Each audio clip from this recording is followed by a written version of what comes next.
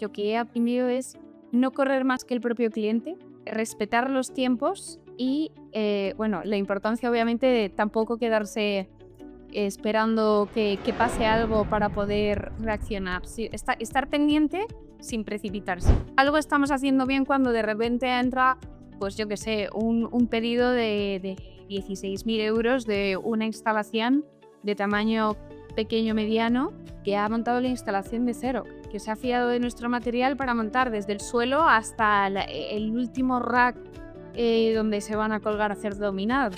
El SEO, algo que yo he observado es que es un proceso lento. ¿Sabes? En una obra, cuando tiran muros y cuando tal, es todo muy visual, oye, lo han tirado abajo, fenomenal, estamos avanzando, pero de repente hay un proceso donde empiezan a meter cables, empiezan a hacer cositas que tú no eres consciente y dices, oye, aquí no están haciendo nada, ¿o qué está pasando? Y resulta que hay gente trabajando detrás que de repente un día dicen, anda, se ha encendido la luz, uy, ¿cómo ha pasado todo esto?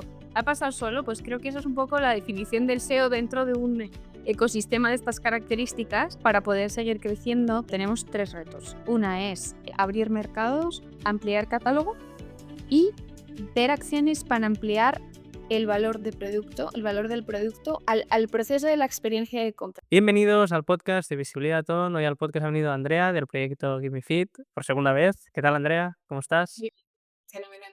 Bueno, agradecerte que hayas rascado un ratito de tu tiempo para hacer una actualización del proyecto.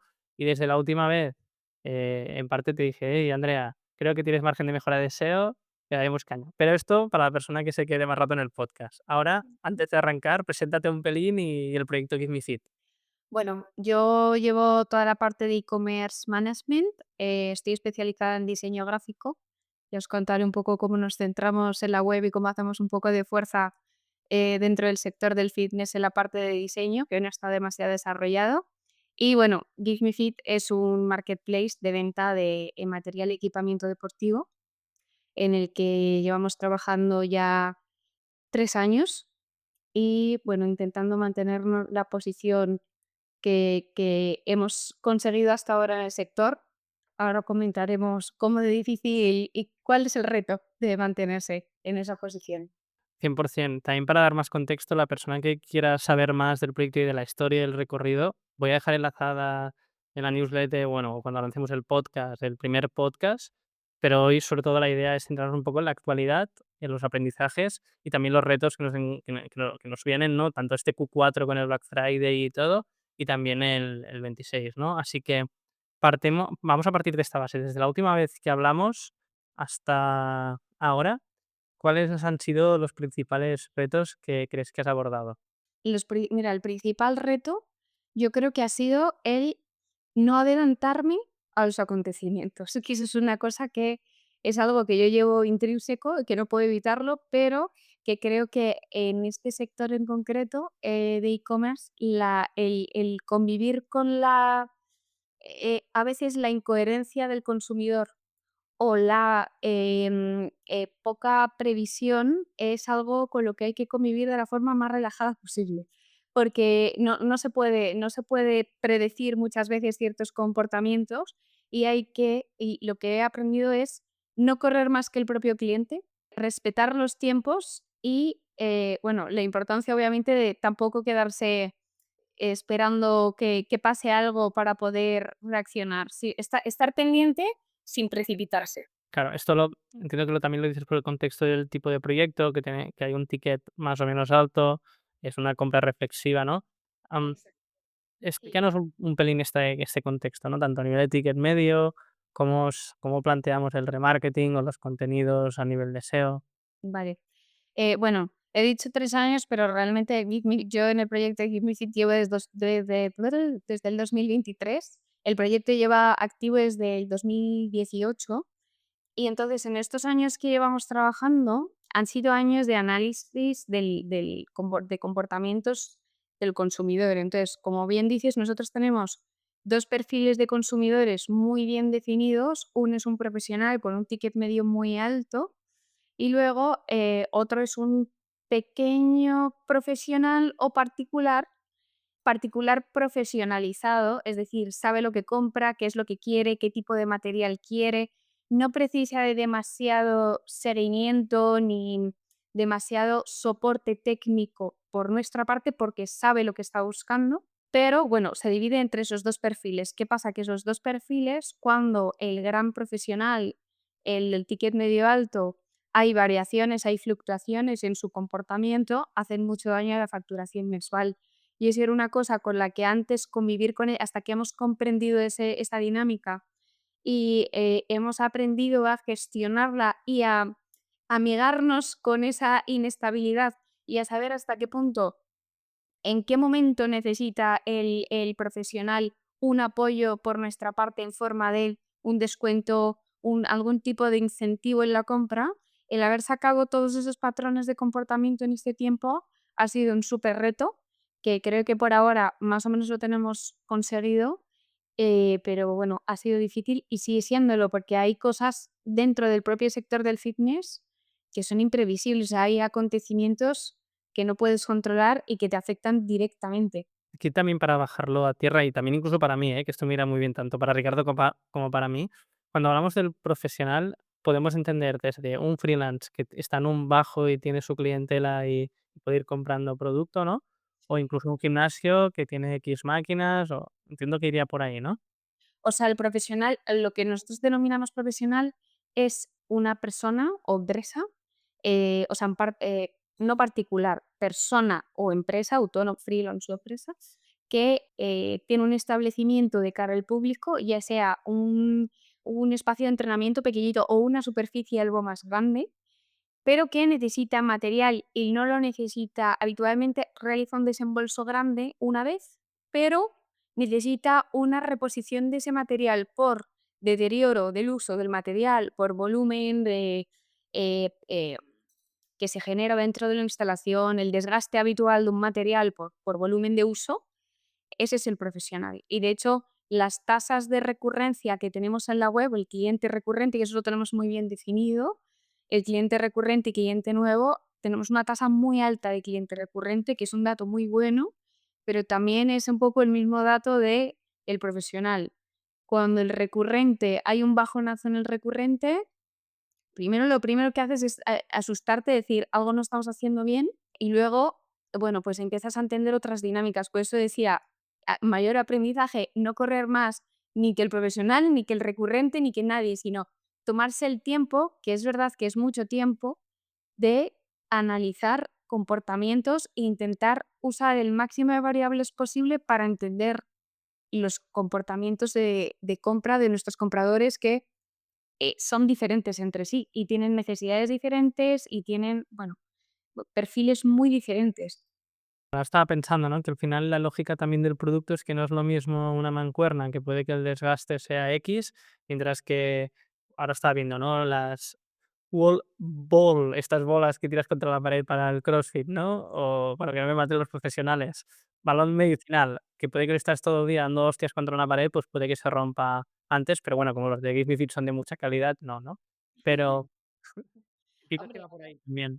depende del uso que se haga del material, pero el desgaste es inevitable, sobre todo en una gran superficie. Nosotros es verdad que no atendemos directamente habitualmente a grandísimas superficies, sí que son superficies intermedias o pequeñas.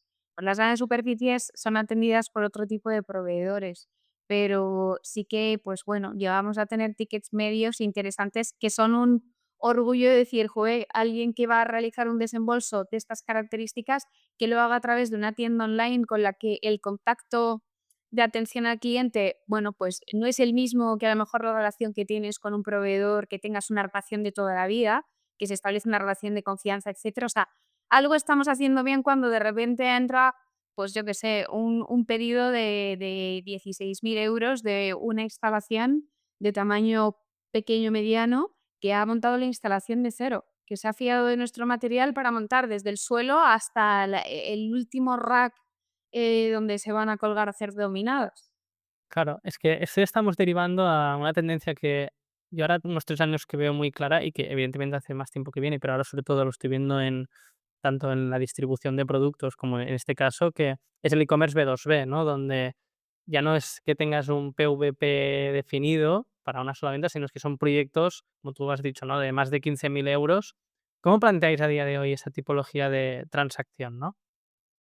Pues mira, esa tipología de transacción están atendidas, obviamente, con mucho mimo por nuestro equipo de atención al cliente. La mayoría de personas que entran con una transacción de esas características entran a raíz de un contacto vía email o vía WhatsApp con nuestro equipo de atención al cliente. O sea, es muy raro que de repente coja a alguien y haga un pedido de 15.000 euros y no haya dicho ni mu. O sea, es rarísimo y normal.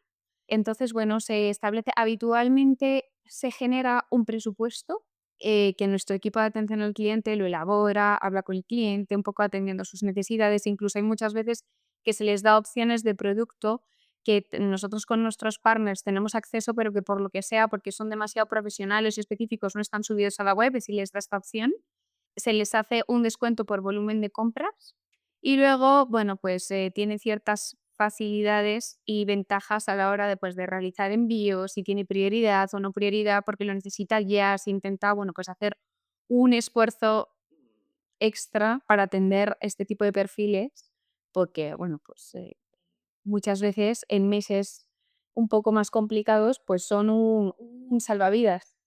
Buenas, perdona por haberte cortado el podcast y espero que te esté gustando. Este podcast es posible gracias a todo el ecosistema de Visibilidad On, de la academia y la agencia, donde damos servicios y formación de SEO, Google Ads, analítica, WooCommerce, Shopify para todo el ecosistema e-commerce. Suscríbete a la newsletter para tener todos los recursos nombrados en este podcast y entérate de toda la información del sector sobre el e-commerce cada lunes, escrito por un servidor, Josep W. Feu. Recuerda, visibilidaton.com/newsletter. Visibilidaton.com/newsletter. Seguimos con el episodio. No, no, aquí entiendo que de forma proactiva no tenéis un comercial outbound que va a buscar estos mini gimnasios freelance, sino de que os vienen de forma a través de Google, de Instagram o por recomendación, ¿no? Entiendo. Sí. Vale. Y todo el mundo por su cuenta, o sea, por otro tipo de fuentes, no se hace una búsqueda activa por parte de un comercial, pero sí que se atiende de forma un poco específica este tipo de solicitudes. Y de hecho, tenemos un sistema de flujos automatizados de seguimiento de este tipo de solicitudes en concreto para poder dar, bueno, nosotros somos un equipo súper pequeño, entonces, o te inventas recursos, automatizados, lo más humanos posible para dar esa sensación de cercanía y seguimiento y tal, o estás vendido porque no, pues no das abasto, sería imposible. Entonces, por ejemplo, en este, para este segmento en concreto, tenemos un automatismo para llevar un control, de cómo va tu compra, cómo va, te mandamos un email, necesitas algún tipo de, ¿sabes? Como un extra, como para intentar entablar conversación con un perfil que a lo mejor se ha visto ahí un poco, bueno, detenido por cualquier razón y bueno, intentar hacer un poco más fluida esa conversación y que se sienta atendido. 100%. Y ahora que hilabas con esto y hablaremos también de la, como por fuera, ¿no? De la PNL de un proyecto así, donde el envío es costoso, etcétera. Ahora entraremos y los márgenes. Lo has dicho, ¿no? Un equipo muy pequeño, muy ágil, y es aquí donde también vemos, ¿no? Esta tendencia de realmente tener una empresa, cualquier empresa, incluso nosotros como agencia, ¿no? Muy protocolizada, con muchos protocolos muy claros, y después ahí es cuando puedes valorar que todo el mundo habla, ¿no? El meter el N8N o el clavillo con automatizaciones, es decir, meter tecnología para que esas acciones que tienen poco valor, que son muy manuales, se pueden hacer con tecnología y solo se tengan que revisar. Y creo que es yo soy el primero que todos nos llenamos la boca de esto, pero después llevarlo a tierra es un será uno de los grandes retos, ¿no? Muy, muy interesante. Entonces, pasemos a hablar más de la parte has hablado del B2B, del B2C. Hablemos desde el primer podcast que hicimos al de hoy, cuando hablábamos del go to market, ¿no? Entonces, yo me acuerdo, y también con tu contexto, ¿no? Toda esta parte de visual y de diseño y de imagen, que no es común en un e-commerce multimarca, ¿no?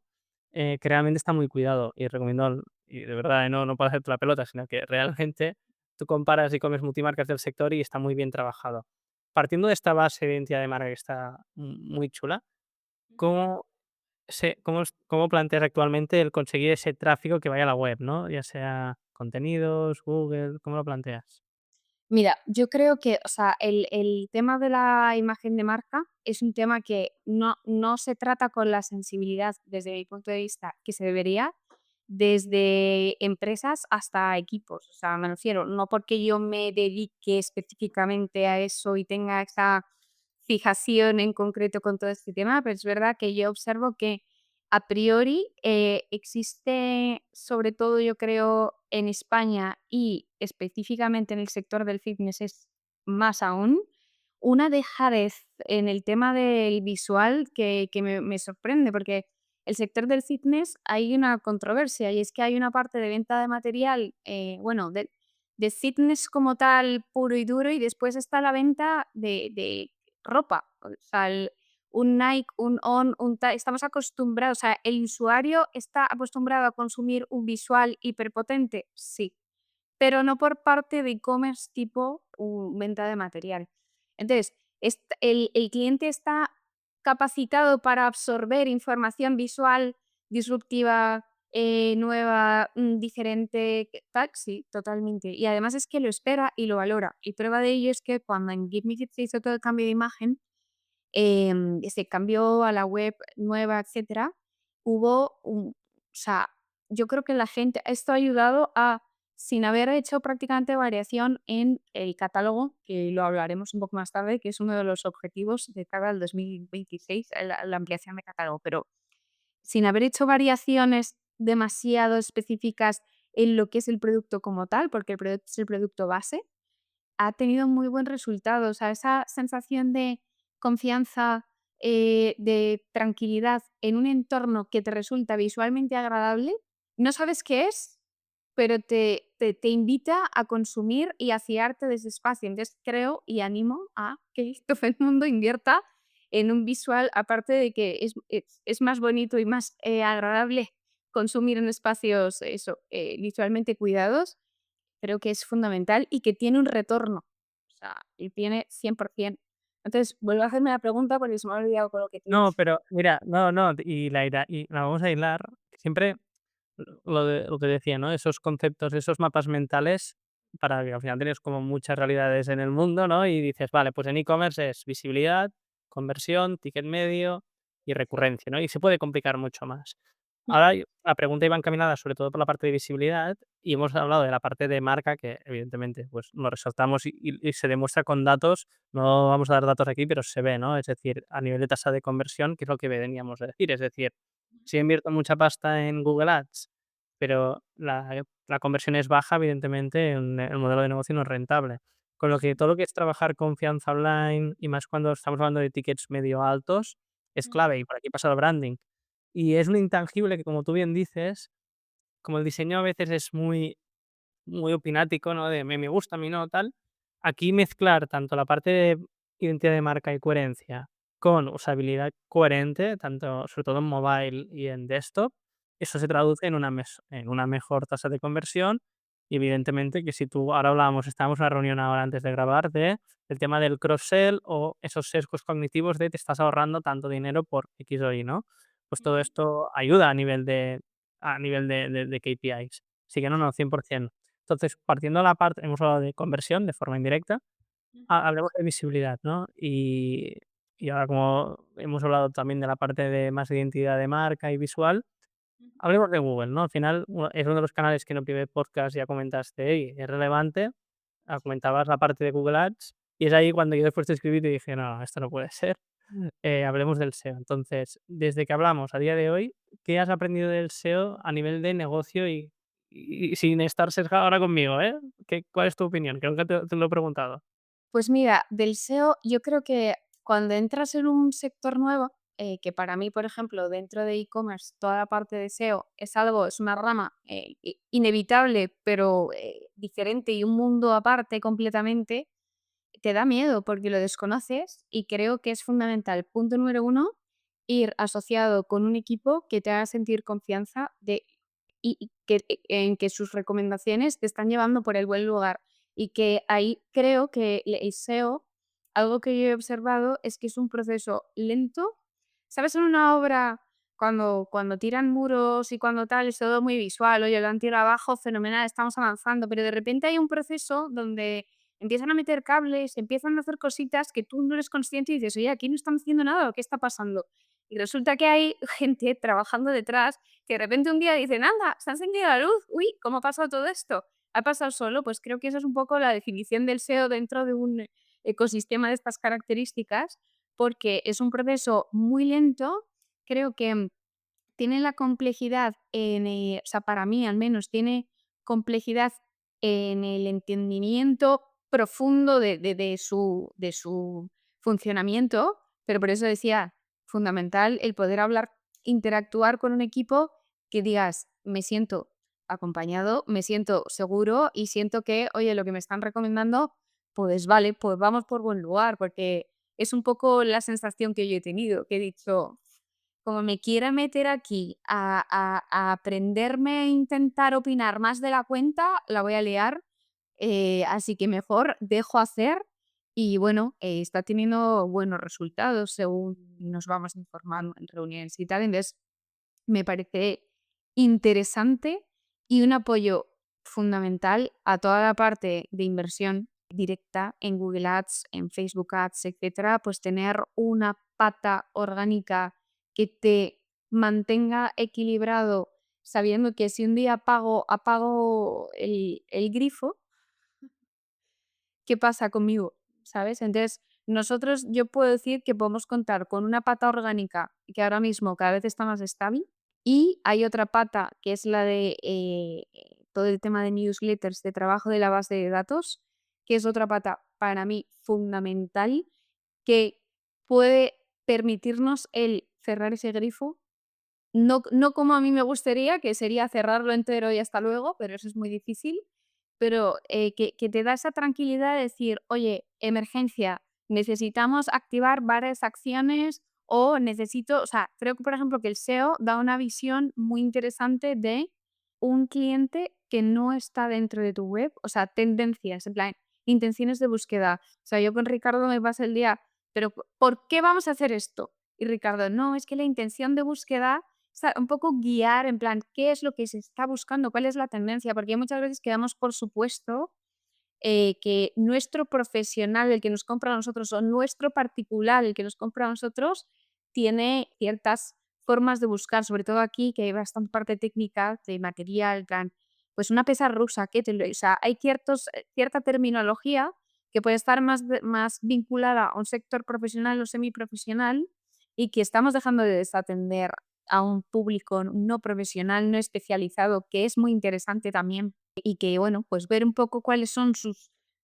movimientos y sus formas de buscar, etcétera, me parece interesante. Otra cosa es ver hasta qué punto somos capaces de llegar a ese público no profesional, no especializado, solamente a través de esa terminología o si hacen falta otro tipo de palancas que ya hemos probado y han funcionado muy bien. 100%. Aquí, para repasar un poco también puntos que has comentado, lo primero es, si tú tienes un e-commerce con Google Ads y funcionas, en definitiva lo que viene a hacer el SEO es, vamos a analizar en Google Ads qué te funciona porque tienes una buena propuesta de valor, un buen precio, envíos o lo que sea, ¿vale? Ya te está aportando negocio a corto plazo.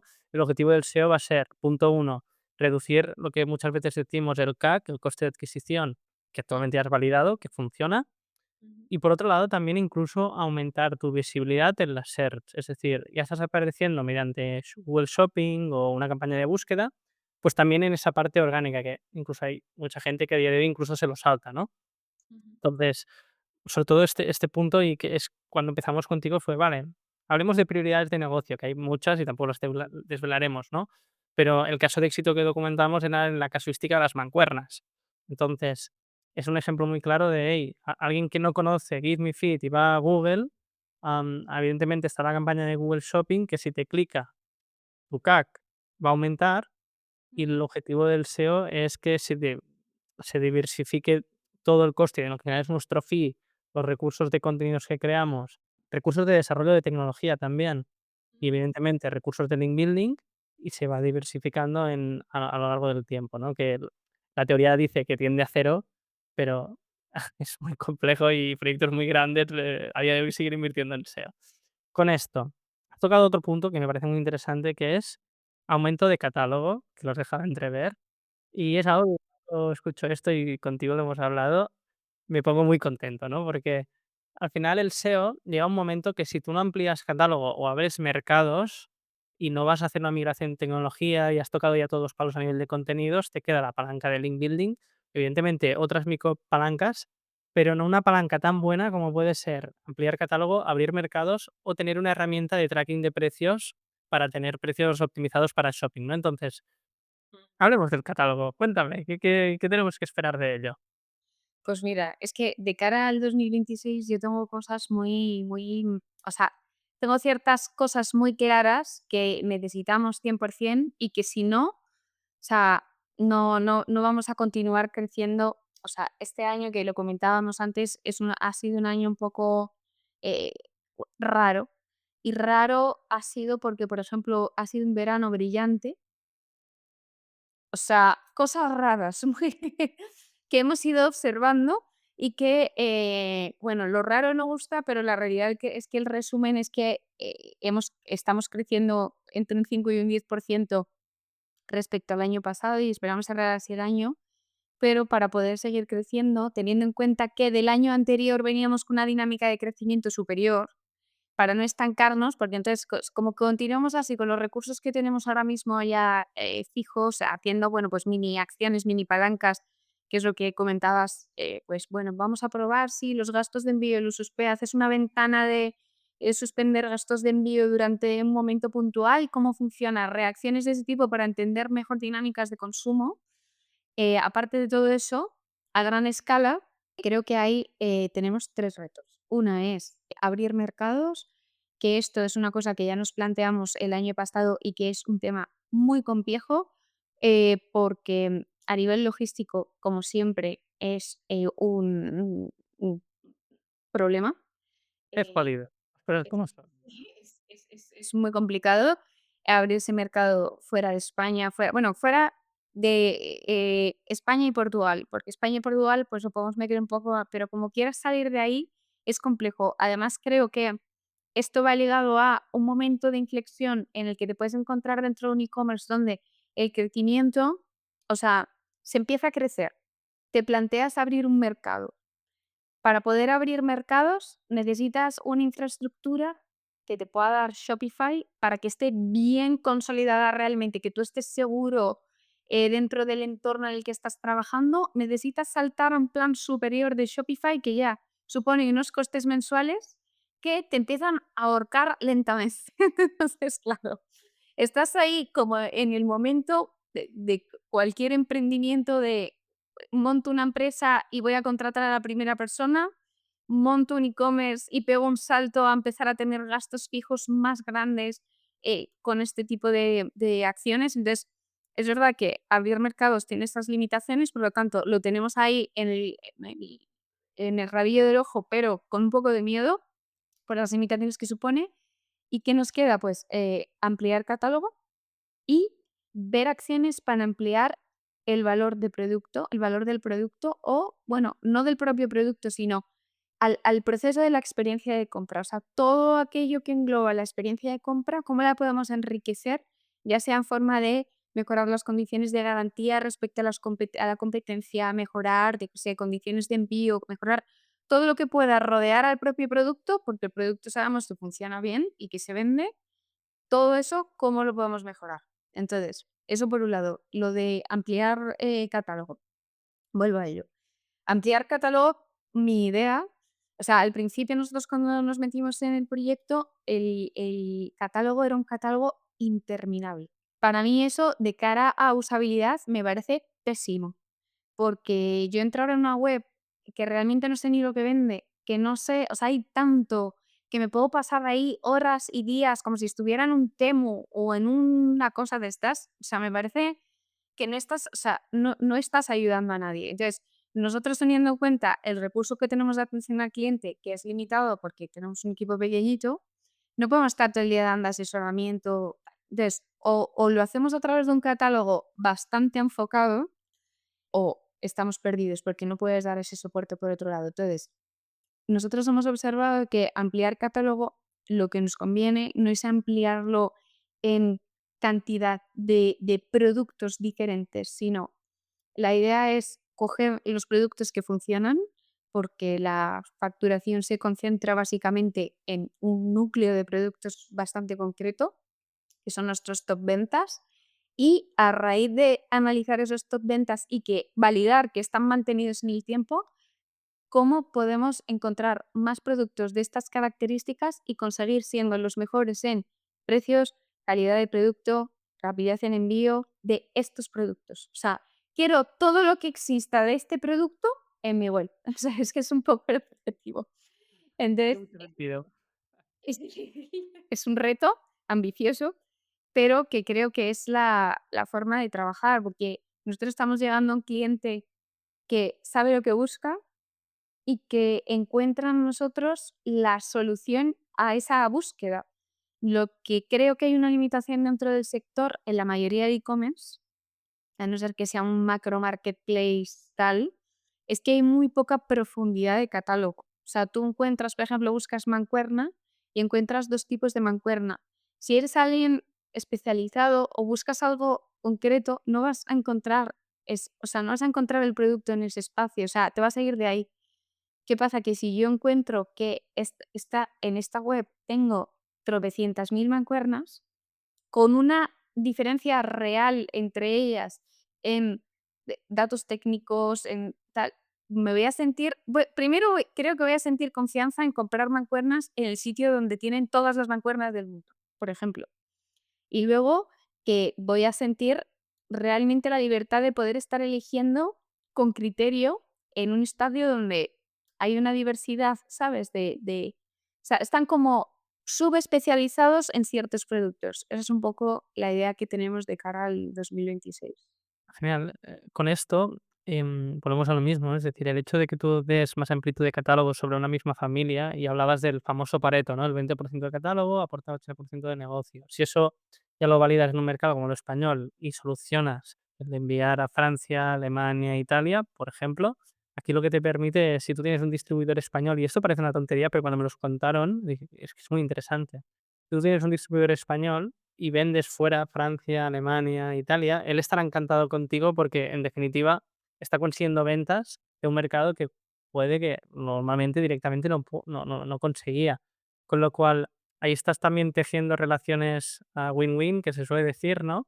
De, hey, no, no, yo quiero crecer contigo, pues también el propio proveedor te dirá, vale, pues te ayudo, me pagas a 60 días, o mira, pues podemos hacer esto, lo pones en tu web y hacemos un modelo al principio de dropshipping para que no te arriesgues y después vamos por aquí. Entonces, creo que es muy interesante tener un recorrido como ya tenéis y que se sigue sembrando.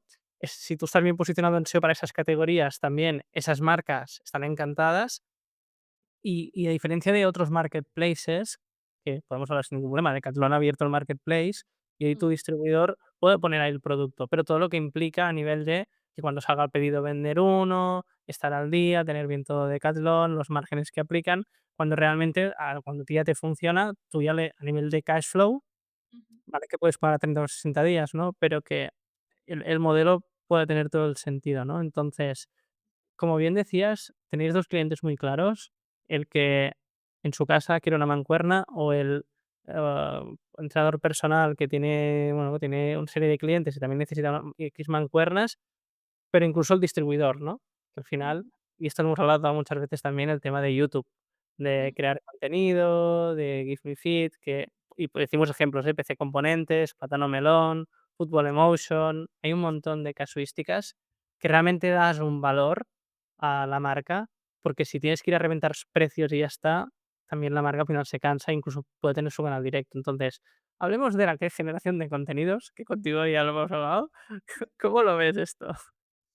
Pues mira, lo veo que es algo absolutamente necesario. Creo, o sea, me encantaría en mi parte más visual el poder contar con recursos en formato vídeo, en formato, o sea, muchísimo más dinámicos, más atractivos de los productos. Soy perfectamente consciente que no es lo mismo ver un producto en un formato plano, que al final tú ves un producto, o sea, ahora mismo la realidad y la limitación que tenemos en Give Me Kit es que nosotros contamos con un volumen de referencias de producto bastante alto, lo suficiente como para no poder atender, generar contenido rico, de todos los productos. Entonces, lo que nos estamos planteando es, cómo podemos optimizar las fichas de producto de aquellos top ventas al menos,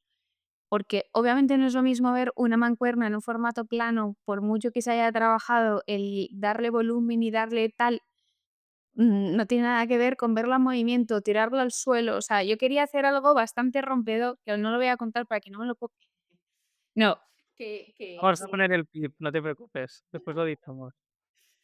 esto, yo quería, o sea, mi idea era hacer algo rompedor con los productos, de incluso sacar una barra de CrossFit cortándola por la mitad para que veas de qué material está hecho. Porque es una limitación, por ejemplo, o sea, un poco captar limitaciones en la toma de decisiones y a nivel visual darles la respuesta, sin tener que tener una persona dándole la respuesta de qué material o que se lo tengan que leer. No, no, que visualmente tú me digas, o sea, es que me queda claro, este es irrompible, esto está relleno de no sé qué, esto, ¿sabes? Que quede clarísimo. ¿Qué pasa? Que para eso necesitas recursos holgados, porque toda la generación de contenido es cara.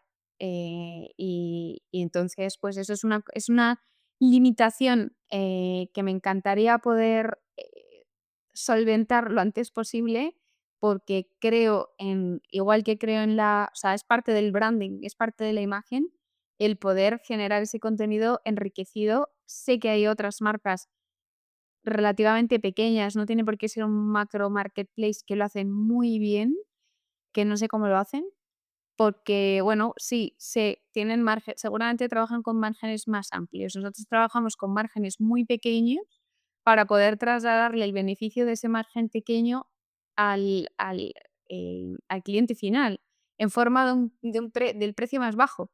Entonces, claro, a cambio de un precio bajo, trabajas con un margen tan, tan, tan acotado que las virguerías están limitadas.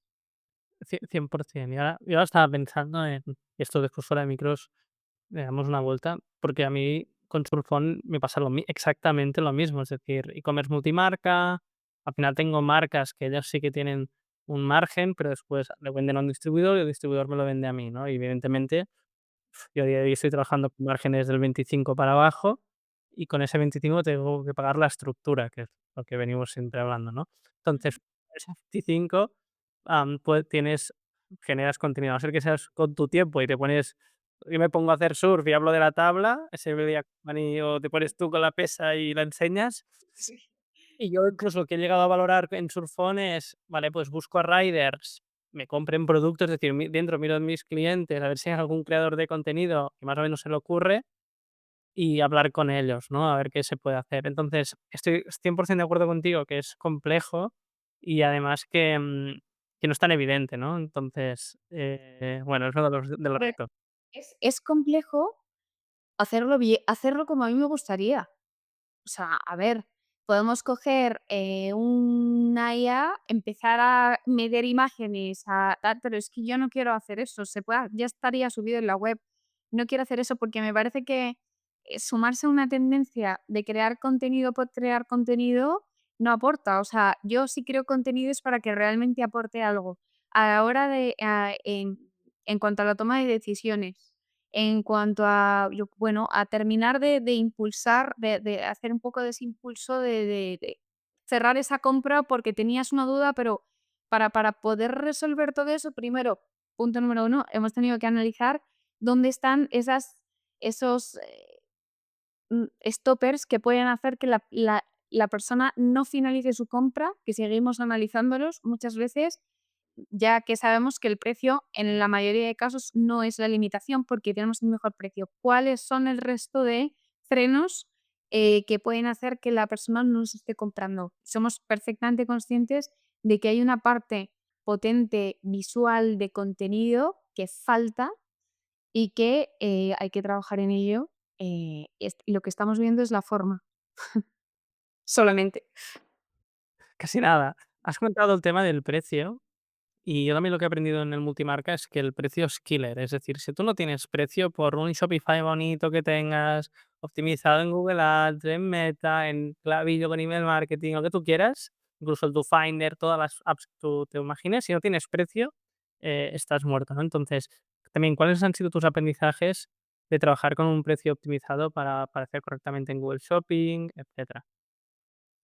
Pues a ver, aprendizajes que para poder tener un precio optimizado, o sea, a mí me gustaría poder tener un claim de marca que fuera como, mm, si encuentras algo más barato te devolvemos tu dinero.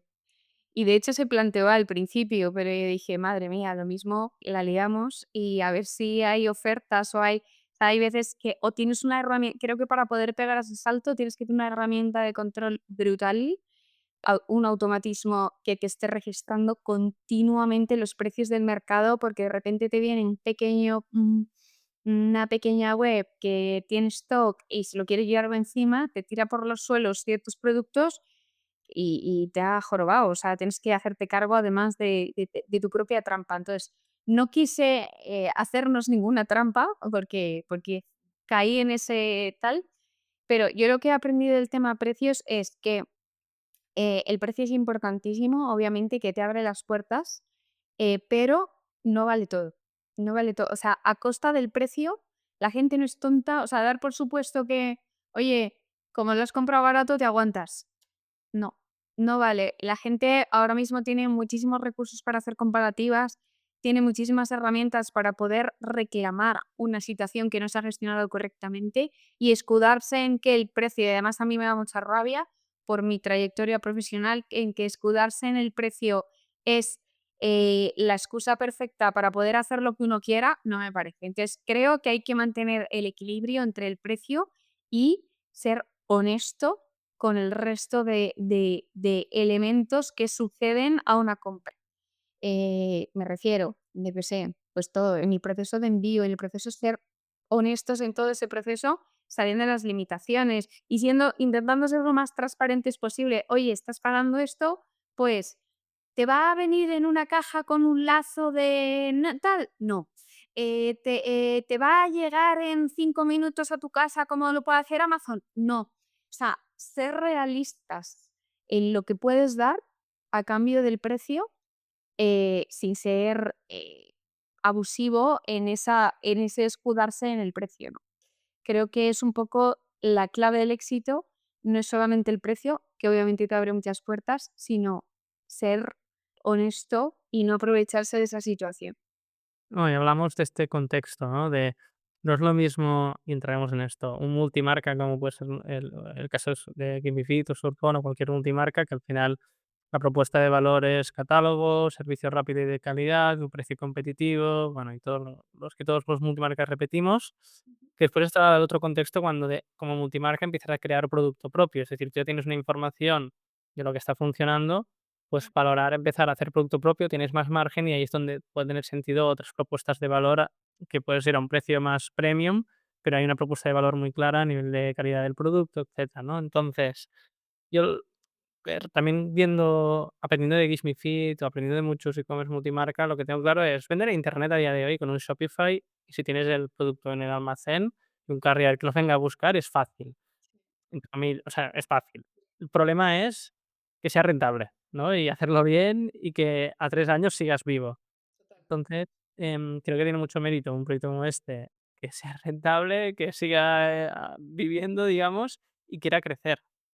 Ah, bueno. En Cosa que se me olvidó decir del precio, un aprendizaje relativo al precio, es que cuando tú juegas a moverte en un espacio, donde el precio es tu fuerte, no te puedes permitir el lujo de pestañear 5 minutos sin mirar lo que está haciendo el de al lado, por muy pequeño que sea el e-commerce, porque hay veces que se te cuelan pequeñitos, que lo hacen muy bien, que pueden no tener demasiados recursos o no estar invirtiendo demasiados recursos, pero resulta que han visto un hueco en un espacio donde tú, o sea, al final creo que tener un tamaño mediano de e-commerce dentro de un sector donde puede ser referente para muchos pequeños que en el caso del fitness están surgiendo, te hace tener que estar, igual que ellos están atentos a tus movimientos, no perder de vista lo que están haciendo ellos. O sea, no minimizar el impacto que puede tener un pequeño e-commerce o una pequeña tienda online, porque como coja 3 productos que son de tu top ventas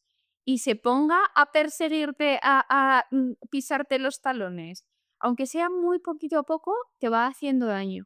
Y para mí ha sido fundamental el trabajar. No tenemos recursos para poder trabajar con una macro herramienta automatizada que nos mande alertas, ojalá, de lo que está pasando en el mercado con precios y tal, pero yo tengo unos Excels estupendos con tablas dinámicas que me he tenido que hacer para poder ir viendo qué está haciendo el resto del sector, no solo los grandes, que tendemos siempre a mirar a los grandes y no, perdona, es que tienes aquí uno pequeñito que está como una hormiguita fijándose en lo que estás haciendo y que te está robando cuota de mercado y de repente dices, oye, ¿qué ha pasado este mes? Me están haciendo, ¿qué ha pasado? ¿Qué ha pasado?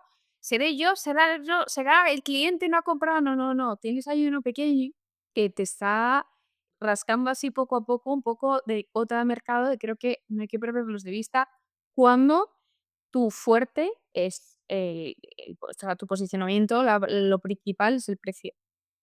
No, y aquí la importancia de que es que lo ves, en los multimarcas y yo lo sufro actualmente es muy fundamental crecer, porque si no creces en volumen, al ser márgenes tan pequeños, tu estructura no la puedes pagar, con lo cual, jugar a precio es un juego muy peligroso, muy cortoplacista, que los e-commerce que llevan 11 años, 15 tradings, PC Componentes, ahora MediaMarkt se ha vendido a GD Sports, que Deport Village en su momento también ya lo vendió. Por ejemplo, el caso de Deport Village, ¿no? Escuchando a Xavier durante 8 años, break even, o sea, no eran rentables. Claro. Donde quiero llegar es que es un negocio de mucho volumen, de crecer, crecer, crecer, crecer, y el otro extremo es un Mercadona, ¿no? Que tiene un 1% de EBITDA, pero de un mercado enorme. Entonces, tienes esta senda, que la hemos visto, o la senda de un híbrido, ¿no? Desde vas creciendo así, pero evidentemente de forma rentable, y yo la única alternativa que veo es otros modelos de negocio, ya sea haciendo producto propio o haciendo parte de media company, de que las marcas se publiciten como hace Amazon muy bien, ¿no? PC Componentes en tu web. No sé cómo ves esta parte más de rentabilidad o el futuro de un e-commerce multimarca con todo lo que estás haciendo. Pues la verdad que es una, o sea, yo he aprendido un poco en Give Me Fit, tampoco llevamos tantísimo tiempo recorrido, es decir, si llevara 8 años, lo mismo podría plantearme esta visión tan a futuro, pero es verdad que no me he visto en la tesitura de pensar tan a futuro con la web, porque pues, es verdad que eso, teniendo un equipo tan pequeño, hay muchas veces creo que cometíamos el error pero que no te puedes ver en otra, estás todo el día así. En vez de estar así, estás así todo el día. Entonces, ¿qué pasa? Que toda esta parte que me parece fundamental y súper interesante de analizar, yo no he podido hacerlo por ahora porque he estado sacando historias varias. Haciendo, sí, claro. Exacto. Entonces, ojalá tuviera más tiempo, que también es otro reto para el 2026, de estar em, analizando y viendo un poco más a futuro, que creo que esa vista de pájaro es fundamental, pero no siempre los proyectos permiten que puedas tener esa visión porque requieren de ti en el día a día para su desarrollo. Entonces, por ahora no he podido hacer un planteamiento tan amplio y tan a futuro, pero bueno, es No, no, estos al final son conversaciones de bar, de que al final lo vas hablando, ¿no? Con todo el mundo. Y comparto mucho contigo el estar todo el día en las trincheras y no está de más alguna vez salir de ellas y reflexionar, ¿no? Porque es lo de siempre, que vas ahí, el símil que se hace, vas talando en el bosque, ¿no? En la sabana, pero a veces tienes que subir arriba del árbol y ver dónde estás yendo porque puede que te estés yendo a un precipicio, ¿no? totalmente. Y y lo tengo que aplicar, ¿eh? Y no lo hago. Yo cada vez que tengo momentos como más de descanso, en plan periodos que dices, oye, está funcionando bien, voy a relajarme 15 días, no son de relax, son de este tipo de análisis, de analíticas de comportamientos, de analíticas de tendencias, de ver qué están haciendo en el sector. O sea, es un poco ese trabajo de no es relajarse. Creo que, mira, un aprendizaje me llevo desde que entré en el mundo del e-commerce, que yo no había trabajado en e-commerce nunca, es que yo pensé que iba a llevar una vida mucho más relajada. Que yo pensé que iba a haber un momento en el que esto rodara solo. O sea, yo trabajo con otros clientes grandes llevando otras partes de proyecto, no tiene nada que ver con e-commerce, es más, pues tema branding, tema experiencia de consumo en el punto de venta, pero nada que ver con un entorno online. Y es verdad que aunque siempre hay que estar haciendo cosas, hay que estar al día, pero llega un momento que hay ciertas cosas que ruedan solas y que eso te permite, como freelance, el poder coger, pues, otro proyecto grande y poder seguir creciendo, ¿no? En este caso en concreto, yo no contaba con que me encanta por un lado porque aprendo muchísimo, pero no contaba con que fuera a demandar tantísimo de forma continua. No contaba con que, no habría ni un mes, sino al menos un microinfarto de por medio. Me sorprende que es muy montaña rusa. Yo pensé que iba a ser bastante más estable. O sea, un aprendizaje, el mundo del e-commerce no es estable, cero estable. Si quieres estabilidad, no pasas por aquí. 100%. Genial, pues hemos tocado varios palos, ¿no? A nivel de crecimiento, de evolución del proyecto, los diferentes canales, hemos hablado del ticket medio. Para ir encarando el podcast, te preguntaba esta parte más de inspiración, ¿no? En tu día a día, ¿cómo te nutres para que no se te escape ninguna idea o que digas, ostras, esto puede ser interesante? Hoy justo nos has hecho una propuesta en el checkout, que no la diré, muy interesante, ¿no? Entonces, ¿cómo lo haces? Pues, a ver, yo creo que una parte muy importante es estar, o sea, partimos de la base de que yo soy así. A mí me da igual, o sea, yo no es que, yo soy así para todos mis proyectos y para todos. O sea, yo de repente estoy en un proyecto de un tema de fitness tal y lo enlazo con un proyecto de una clínica de estética porque nunca sabes qué punto de relación puede haber entre un proyecto y otro y cómo se pueden nutrir entre sí. Entonces, eso me encanta y es algo que no puedo explicar cómo lo hago porque no lo hago de ninguna, o sea, me sale solo el vincular una cosa con otra. Creo que es fundamental tener esa visión para poder enriquecer un proyecto y no hacer una propuesta sobre lo mismo, o sea, hablar siempre sobre lo mismo, con el mismo tipo de soluciones. Creo que es importante estar abierto a diferentes mercados y creo que eso te lo da el no estar demasiado súper especializado en lo que estás haciendo. Es decir, yo no soy técnica del fitness, no soy técnica de deportiva. Si yo fuera así, seguramente no podría aportar lo que aporto al proyecto. Aportaría otras cosas, pero no esto, porque estaría tan encerrada en mi conocimiento técnico que creo que acotaría el poder tomar muchas decisiones que ahora mismo tomo con mucha más ligereza porque no tengo ese peso de conocimiento. Creo que eso es una cosa que hay muchas veces que no se entiende así, que se entiende como algo negativo, incluso no, pero es que no está especializado en no sé qué. Oye, es que escucha, que lo mismo es mejor que no esté tan especializado en un sector en concreto porque te va a enriquecer la propuesta que vas a hacer.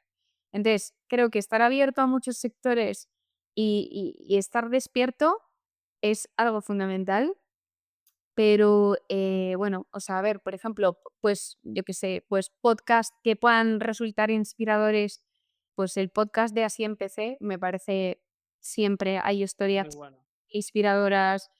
El de Nude Project creo que lo están haciendo súper bien, que hay entrevistas muy guays a gente sorprendente y gente como muy real, ¿sabes? O sea, a mí me está gustando que estoy descubriendo, creo que los podcasts están abriendo la ventana a conocer historias de alguien que tú de repente lo tienes subido en un pedestal y te cuentan cómo empezó o cómo se ha desarrollado todo y tienes puntos en común con gente que dices, joder, pues si él empezó así o ella y ha progresado así, que a mí también me ha pasado, hay opción de continuar creciendo y avanzando y tal. Y luego también, pues, por ejemplo, yo escucho un podcast que se llama La Llave, que acaba de empezar, que habla un poco de cosas, no es directamente de tema de negocio, que es de una chica que se llama Andrea Klimovich, pero habla pues eso, pues del, yo qué sé, de la importancia de cuidar la salud mental y de pues tiempos de descanso, tiempos de no sé cuántos, meditación, mientras emprendes, ¿sabes? Como un poco más de bienestar y no solamente de emprendimiento, trabajo y no sé cuántos, no, de compaginar tu vida con el trabajo, que creo que también es importante y me resulta inspirador.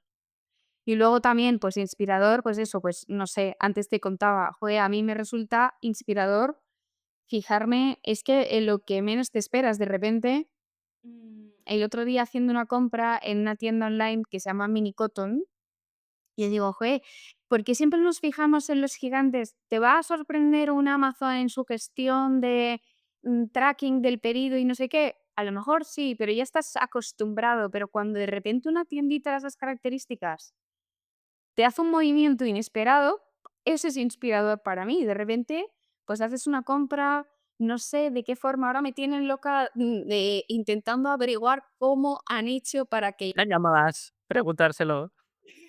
Necesito preguntárselo, voy a buscar en LinkedIn, porque cómo hacen para que el tracking, porque sí que están con Shopify, el tracking del pedido bueno, se te mete la compra dentro del wallet, en caso de tener iPhone y haber pagado con Apple Pay, se te mete dentro del wallet y ahí puedes hacer todo el tracking del pedido, te van llegando, bueno, o sea, un sistema de seguimiento de los pedidos y tal, que creo que es algo que es una limitación para todo tamaño de marcas, que me sorprendió brutal que lo tuviera integrado una tienda de estas características. De estas características me refiero por el tipo de producto, que es de ropita de bebé, y complementos y tal, y por el tamaño, que tampoco es una macromarca. O sea que lo importante, estar despierto y atento a cosas que hacen y no subestimar, bueno, no, sí, sí, mira qué bien lo hace, es que alucino, ¿sabes? O sea que si lo escuchan el podcast, pues enhorabuena.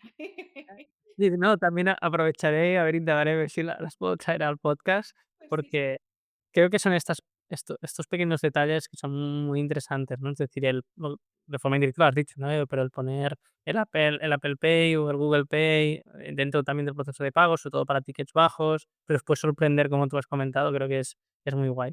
Así que también dejaré la newsletter, la tienda para quien quiera curiosear. vale. Y básicamente hilando, es de los primeros podcasts que repetimos, y mi objetivo con esto es también ver la propia evolución, ¿no? Que tú también podrás ver, ¿no? Del primer podcast al segundo y lo que hemos ido aprendiendo, porque también he aprendido un montón contigo. Los principales puntos que hemos tocado hoy, ¿no? Entonces, aquí a modo resumen, que me he ido guardando en la escaleta, hemos empezado comentando la jugada de los retos, ¿no? De estar al día del e-commerce y cómo está evolucionando el ecosistema. Me ha gustado mucho y aquí se puede profundizar un montón de forma clara definir tus diferentes buyer persona que se dicen, ¿no? Los diferentes tipos de cliente, B2C, B2B, y los problemas que tienen cada uno, porque no es lo mismo, por ejemplo, mi hermana, que ahora pensaba en ella, ¿no? Que entrena en casa, o el caso de un entrenador personal que tiene un estudio y ahí cada día pues va a entrenar X personas, ¿no? Que al final cada uno tiene sus problemas y sus necesidades. Por otro lado, también establecemos, por consecuencia, la recurrencia, la importancia de la recurrencia en un sector donde hay un margen bajo, donde el CAC puede ser alto, con lo que a veces con una primera compra puede que no consigas esa rentabilidad solo por el coste de adquisición, que es el gran reto que creo que hacia donde vamos, donde los CPCs no paran de crecer, ¿no? Con ello, hablamos también por ende, de la importancia del B2B, el e-commerce B2B, algo que yo también estoy viendo en el canal de distribución, donde se hace con comercial, pero que ahora se puede hacer directamente la compra a través de como tú comentabas, ¿no? Atención al cliente, hay un proceso de comercial, con llamada o con WhatsApp o lo que sea. Y por consecuencia, la el mantener el equipo pequeño y establecer protocolos, y esos protocolos buscar cómo la tecnología puede hacer que seamos más eficientes para seguir creciendo mediante catálogo, mercados y, evidentemente, pedidos que sacamos, pero no con equipo, que creo que esto es uno de los grandes retos que tenemos. Creo que Hemos sí, una cosa importante que hay que tener en cuenta del tema de los protocolos, que yo he aprendido con otros clientes con los que trabajo, que trabajan con un volumen muy grande de clientes, es que los protocolos no son malos. O sea, me refiero, hay muchas veces que cuando quieres gestionar grandes volúmenes de personas, situaciones diferentes, aunque que te encantaría poder atender la situación particular de cada uno, hay que ser algo inflexible en contra de nuestra voluntad particular, hay que ser algo inflexible para ser equitativos. O sea, me refiero, muchas veces a mí el equipo de atención al cliente, Andrea, es que mira este pedido, pasó esto y no sé qué, y es que este pobre, mira ya. Pero es que hay muchas veces que me encantaría y lo siento muchísimo, pero hay que establecer esos protocolos que nos permitan seguir en ritmo de crucero sin frenarnos demasiado, o sea, sin desatender y siendo honestos, como decía antes, con lo que, das y o sea, con lo que pides y con lo que recibes, y siendo consciente de esas limitaciones, pero, sin pararte a intentar contentar a todo el mundo, porque ahí te pierdes y lejos de ser equitativo con todos tus clientes, estás siendo injusto, absolutamente injusto, y a la larga creo que acabas pagándolo. 100%. Y algo que a mí me pasa en la agencia, es decir, y de forma muy transparente lo digo, nosotros actualmente hasta diciembre, enero no cogemos más proyectos porque vale que Ricardo, por ejemplo, que es el que lleva el proyecto, puede ser muy bueno. Yo intento estar al día de todo, pero en nuestro caso somos personas, entonces el coste que tanto tiene Give Me Fit o visibilidad a largo plazo es que la calidad se penalice en base al crecimiento, porque si no aquí es donde la recurrencia, se habla mal de tu proyecto y en servicios, bueno, en e-commerce igual, pero en servicios te mata, ¿no? Entonces, ¿cómo consigues que de forma reiterada des un valor en las reuniones? Bueno, tú lo estás viendo, ¿no? La metodología acta que tenemos, las actas, los protocolos, los excels. Entonces, creo que es clave y es algo que en los últimos 2 años he entendido que si esto no está bien, es que es imposible crecer, porque no detectas errores, no detectas puntos de optimización que puedes hacer en tu proceso de servicio, con lo cual es clave, ¿no? En cualquier tipología de negocios, 100%, o sea, subrayo todo lo que has dicho. También hemos hablado de la imagen de marca, entonces, fiel defensor de imagen de marca, y justo ahora estoy haciendo un rebranding con ello, porque el logo que está actualmente lo que hice yo, así que ahora lo vamos a hacer de forma profesional, Muy bien. y porque es que si no, no tú puedes tener un servicio muy bueno. Tienes feedback, pero después la gente que no te conoce y ve la web de Visibilidad Ton dice: bueno, ¿y esto?". Me cuadra. Claro, claro, estamos en ello, así que bueno, in progress. Muy bien. Y nada, un montón de puntos más que, los voy a dejar en la newsletter, así que la persona que los quiera ver y el resumen, ahí lo tendrá. Así que agradecerte un montón tu tiempo, Andrea, espero que hayas estado a gusto, y la persona que diga: "Ostras, qué chulo lo de Andrea lo que cuenta", ¿dónde te pueden encontrar? ¿En LinkedIn, en la web de Give Me Fit?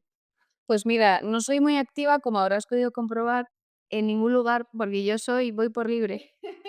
Directo. Pero sí, Por de Give Me Fit, pero con lo activo que eres tú, digo, madre mía, qué desastre. No, mira, no. ¿Sabes lo que pasa? Que es el mal, creo, de todos los que nos dedicamos, o de la mayoría. Creo que tú lo haces muy bien porque sí que estás muy volcado en mi trabajo. no, no, pero en tu trabajo, porque tu trabajo podría ser otro, pero tu trabajo ahora mismo es dar a conocer lo que hace visibilidad, Visibilidad, es un grandísimo trabajo. Podría ser otro, podría estar atendiendo clientes grandes y no pasar toda esa parte de proyección de qué es lo que se hace. Yo eso lo tengo bastante escondido, pero sí, sí, me pueden escribir por LinkedIn sin problema para lo que necesiten, pero bueno, no. Bueno, si no le respondes es que no es nada personal. Bien, Si no respondo es que estoy mirando alguna métrica de Giphy. seguramente, seguramente. Pues, nada, un placer, Andrea, como siempre, para la persona que haya llegado hasta aquí, espero que haya sido de utilidad y nos vemos en el próximo podcast. Un abrazo. Chao. Gracias.